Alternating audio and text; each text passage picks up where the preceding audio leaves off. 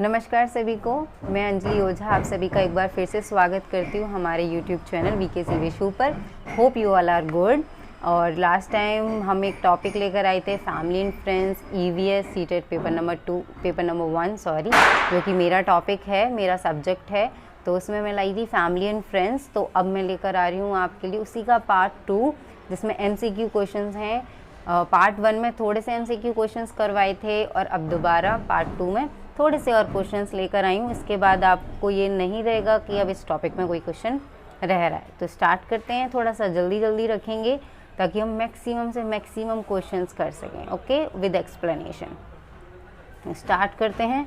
तो पहला क्वेश्चन है हमारा, खेलकूद भावनात्मक रूप से कमज़ोर बच्चों के लिए क्या कार्य करता है? तो क्या कार्य करता है? क्या रचनात्मक प्रवृत्तियाँ होती हैं, या कल्पना शक्ति होती है, या थेरेपी होती है, या उपरोक्त सभी होता है? तो इसमें क्या होता है? थेरेपी। एज अ थेरेपी काम करता है। मैंने आपको लास्ट टाइम जब थ्योरी करवाई थी तो मैंने आपको बताया था कि किस तरीके से काम करता है खेल कूद, या बच्चों के जीवन में मैदान की क्या भूमिका है। तो चलिए नेक्स्ट क्वेश्चन की तरफ मूव करते हैं। सेकंड क्वेश्चन इज़, खेल कूद बच्चों के विकास में सहायक होता है। किस प्रकार के विकास में? जब मैंने बताया था कि हर तरीके का डेवलपमेंट करता है, ये खेल कूद जो बच्चों के जीवन में बहुत महत्वपूर्ण होता है। ये जितने भी डेवलपमेंट्स होते हैं, ओवरऑल डेवलपमेंट्स होते हैं। खेल कूद का जब भी नाम आएगा तो आप ध्यान रखेंगे कि जितने भी डेवलपमेंट्स आपने पढ़े ओवरऑल, शारीरिक, फिजिकल, मेंटल, सोशल, हर तरीके का, इंटेलेक्चुअल, जितने भी डेवलपमेंट्स होते हैं वो सब होते हैं।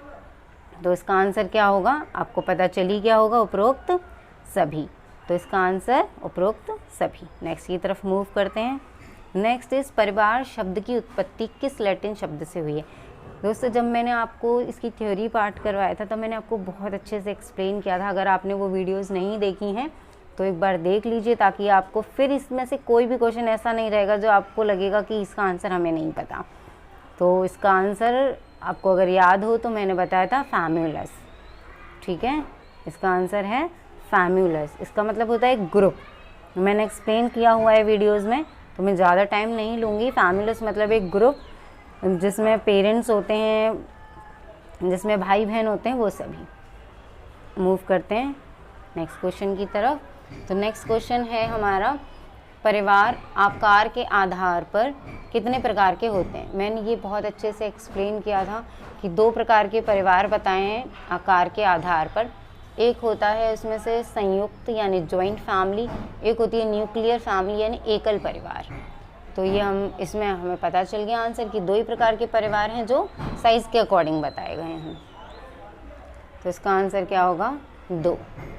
ये 2 प्रकार के परिवार बताए गए हैं। नेक्स्ट क्वेश्चन इज, जिस परिवार में दादा दादी, चाचा चाची, ताऊ ताई और उनके बच्चे होते हैं वो कौन सा परिवार होता है? बेसिकली हमने क्या बता दिया, एक ट्री बना दिया। दादा हैं, दादी हैं, मतलब मैक्सिमम लोग हैं, सिर्फ पेरेंट्स या उनके सिर्फ बच्चे नहीं हैं, बहुत बड़ा परिवार हो गया। तो क्या हो गया, जब भी आपको ऐसा क्वेश्चन दिखाई देगा जिसमें बहुत सारे लोगों के बारे में बोला होगा तो वो क्या हो जाएगा? संयुक्त परिवार यानी जॉइंट फैमिली, ठीक है। इसमें कुछ लोगों ने बोला था कि इंग्लिश का थोड़ा सा डालें, लेकिन मुझे नहीं लग रहा कि इतनी टफ हिंदी है कि नहीं आएगा, बट नेक्स्ट टाइम से मैं इंग्लिश में भी क्वेश्चन लेकर आने वाली हूँ, तो उसकी टेंशन आप ना लें। इस बार थोड़ा सा एडजस्ट कर लीजिए, नेक्स्ट टाइम से हम बाइलिंगुअल रहेंगे। तो इसमें संयुक्त परिवार यानी जॉइंट फैमिली, जिसमें क्या होते हैं, grandfather, grand mother, uncle, aunt, उनके बच्चे यानी कज़न सब होते हैं। Basically this is called joint family. तो दूसरे क्वेश्चन की तरफ मूव करते हैं। उत्तराधिकार का वह नियम जिसमें सदस्य जन्म से ही पारिवारिक संपत्ति का अधिकारी बन जाता है। आप लोगों को पता होगा, जो बोलते हैं कि कुछ जगह रूल्स हैं कि बच्चों को, वैसे तो राजा महाराजाओं की बात नहीं करेंगे, आजकल भी यही रूल है कि पेरेंट्स के पैसे पर बच्चों का ही हक है। तो ये मतलब जन्म के साथ ही होता है कि पारिवारिक संपत्ति का अधिकार। तो इसको क्या बोला गया, इस पर्टिकुलर इस प्रोसेस को क्या बोलते हैं जिसमें ये होता है? उसे बोलते हैं मिताक्षरा। मिताक्षरा, ठीक है। मूव करते हैं नेक्स्ट क्वेश्चन की ओर। विद्यालय को बचपन का घर किसने कहा है? मैंने आपको ये कुछ डेफिनेशंस भी बताई हैं तो उसमें क्रोमेनियस हैं या मोंटेसरी हैं या फ्रॉबेल हैं या रेमांड हैं। तो होप आपको इसका आंसर पता होगा। अगर आपको नहीं पता है तो एक बार ज़रूर देख लीजिएगा। मोंटेसरी, तो ये मोंटेसरी जी हैं जिन्होंने बोला है विद्यालय को बचपन का घर। ये कुछ इम्पॉर्टेंट क्वेश्चन उठाए हैं मैंने इस चैप्टर के, इस टॉपिक के। तो इसके बाद मुझे नहीं लगता कि इससे बाहर से कोई क्वेश्चंस आने वाले हैं, क्योंकि इसमें से सिर्फ 1 या 2 नंबर का ही आता है मैक्सिमम। सॉरी। आदर्श परिवार किसे माना जाता है? आइडियल फैमिली किसको बोला जाता है? जब आता है कि आइडियल फैमिली किसे अच्छी फैमिलीज़ या जो हमारी भारतीय परंपरा की फैमिलीज़ रही हैं वो जॉइंट फैमिली रही है। बट जैसी बात आती है आइडियल फैमिली किसको कहा जाता है, यहाँ कंफ्यूज होकर जॉइंट फैमिली नहीं लगाना है, क्योंकि joint family is not ideal family. Ideal family कौन होती है? जिसमें कम सदस्य हों, कम मेंबर्स हों। कम मेंबर्स होंगे तो उनके खाने पीने का, उनका जो लाइफ होगी लग्जूरियस होगी। तो आइडियल फैमिली किसको बोला जाता है? छोटे परिवार को। तो इसका आंसर क्या है? छोटे परिवार को। ठीक है, ध्यान रखेंगे ideal family is not a joint family, it's a nuclear family, small family. Okay, तो मूव करते हैं नेक्स्ट क्वेश्चन की तरफ। परिवारों के टूटने के फलस्वरूप बच्चों पर होने वाली प्रतिक्रिया। बेसिकली बच्चों पर क्या रिएक्शंस होते हैं जब उनकी फैमिलीज टूटती हैं? न्यूक्लियर फैमिलीज़ में होता है ये जनरली। तो जब उनकी फैमिली टूटती है तो उन पर कैसा, उन पर मतलब वो रिएक्ट कैसे करते हैं, उनको रिएक्शंस कैसे देते हैं आफ्टर दिस सिचुएशन? तो बस वही बोला, बच्चों का अंतर्मुखी होना यानी इंट्रोवर्ट हो जाते हैं, या बच्चों का विद्रोह करना यानी वो अपोजिशन में एक तरीके से खड़े हो जाते हैं, गुस्सा करते हैं, या बच्चों का कुंठित होना यानी अंदर ही अंदर अपने आप को परेशान करना, या ये सभी। तो बेसिकली आपने देखा कि सब होता है। जब किसी की फैमिली टूटती है तो बच्चे मेंटली, फिजिकली हर तरीके से बहुत ज़्यादा परेशान होते हैं, डिप्रेस्ड होते हैं बहुत ज़्यादा। तो इसका आंसर बिना सोचे समझे ये सभी। तो इसका आंसर क्या हो गया? 4th, ये सभी। नेक्स्ट क्वेश्चन की तरफ मूव करते हैं। एकल परिवार। जब बात आएगी एकल परिवार की, तो एकल परिवार यानी न्यूक्लियर फैमिली, स्मॉल फैमिली। तो उसमें मैंने आपको बहुत अच्छे से एक्सप्लेन किया था कि जब भी कोई पूछेगा कि एकल परिवार यानी न्यूक्लियर फैमिली क्या होती है, तो उसमें आपको ध्यान रखना है कि जिसमें लिखा हो परिवार में माता पिता एवं उनके अविवाहित बच्चे। सॉरी, तो इसका आंसर क्या होगा? परिवार में माता पिता व उनके अविवाहित बच्चे। क्योंकि मैंने लास्ट टाइम आपको बोला था बच्चे 2 ऑप्शंस में बड़े कंफ्यूज होते हैं। पहला यही परिवार में माता पिता एवं उनके अविवाहित बच्चे, और दूसरा ऐसा परिवार जिसमें पुरुष ने अभी शादी की है। लोग कंफ्यूज हो जाते हैं कि एकल परिवार में क्या सिर्फ वो है जिसने अभी शादी किया है यानी हस्बैंड वाइफ यानी एक कपल? नहीं, वो एक कपल नहीं, उनके अविवाहित बच्चे भी। ध्यान रखिएगा इस बात का। Let's move to next question. कौन सी विशेषता परिवार की नहीं है? बेसिकली यहाँ जिस परिवार की बात करी गई है, यहाँ संयुक्त परिवार की बात की गई है, जो भारतीय परंपरा में परिवार चलता है। अगर सिंपल ये लिख दें कि कौन सी विशेषता परिवार की नहीं है, तो कंफ्यूज नहीं होना है कि ये किस परिवार की बात करें। बेसिकली वो संयुक्त परिवार की बात करें, बट लिखेंगे वो संयुक्त परिवार।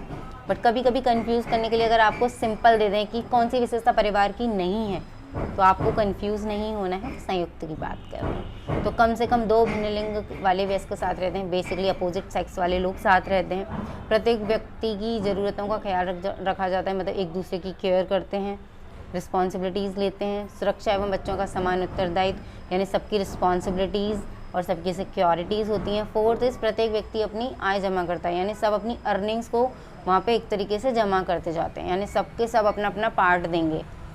किसने कितना कमाया है उसका सब अपना अपना एक पार्ट निकाल के रखेंगे। ऐसा कंपलसरी तो नहीं होता। तो बेसिकली यही आंसर सही नहीं है। ये आंसर हमारे लिए सही है, बट ये विशेषता नहीं है एक संयुक्त परिवार की। तो ध्यान रखेंगे इस बात का कि इसका आंसर क्या है? 4th वन, प्रत्येक व्यक्ति अपनी आय जमा करा जाए। ये ज़रूरी नहीं है। अगर आपके बच्चे छोटे हैं या मतलब बच्चे बेसिकली नहीं कराते, ये पेरेंट्स करते हैं, तो ये एक विशेषता नहीं है। नेक्स्ट इज परंपरागत हिंदू परिवार का स्वरूप किस प्रकार का है? किस प्रकार का स्वरूप होता है? थोड़ा सा राइटिंग में मिस्टेक्स हो सकती हैं, प्लीज़ मैं बोल रही हूँ तो प्लीज़ उस पर ज़्यादा ध्यान दें। परंपरागत हिंदू परिवार का स्वरूप किस प्रकार का होना चाहिए, किस प्रकार का होता है। तो मैंने आपको जब से थ्योरी करा रही हूँ तब से बता रही हूँ कि ये परंपरागत हिंदू परिवार का स्वरूप किस प्रकार का होता है, संयुक्त का या विघटित या विस्तृत या एकल। तो जब भी आएगा कि भारतीय परंपरा के अकॉर्डिंग हम लोगों में, हिंदुओं में, हिंदू परिवार जो परंपरागत चले आ रहे हैं वो किस प्रकार के होते हैं, तो वो होता है संयुक्त परिवार, यानी ज्वाइंट फैमिली की परंपरा चली आ रही है हमारे इंडिया में। नेक्स्ट, परिवार की इकाई क्या होता है। जब भी ये क्वेश्चन आए तो ध्यान रखिएगा कि पिता, प्रत्येक व्यक्ति, माता या भाई बहन, जब भी आएगा तो आपको ध्यान रखना है कि इसका आंसर है प्रत्येक व्यक्ति। प्रत्येक व्यक्ति यानी इकाई कौन होता है परिवार की, हर एक सदस्य उसकी इकाई होता है। तो चलिए दोस्तों, आज हमने बहुत सारे क्वेश्चन कर लिए। नेक्स्ट वीडियो लेकर आऊँगी मैं नेक्स्ट टॉपिक के क्वेश्चंस लेकर आने वाली हूँ मैं काफ़ी। तो चलिए नेक्स्ट वीडियो में मिलते हैं। तब के लिए क्वेश्चन देख लीजिए, आपके लिए बहुत इंपॉर्टेंट है। आपके सीटेट पेपर नंबर 1 EVS का फर्स्ट पार्ट यानी फर्स्ट टॉपिक पूरा हो चुका है। इसकी मैंने थ्योरी भी डाल दी है, उसके मैंने दो पार्ट्स में उसके क्वेश्चंस भी डाल दिए। तो आप वो दोनों वीडियोस ज़रूर देख लीजिएगा क्वेश्चंस वाली। एंड थैंक यू, और अच्छे से पढ़ते रहिए क्योंकि अब तो डेट्स भी आ गए हैं। अब तो 31 जनवरी का एग्ज़ाम है आप लोगों का। सो होप आप अच्छे से तैयारी करें और इस बार आपका सीटेट पक्का क्लियर हो जाएगा। Bye bye, take care.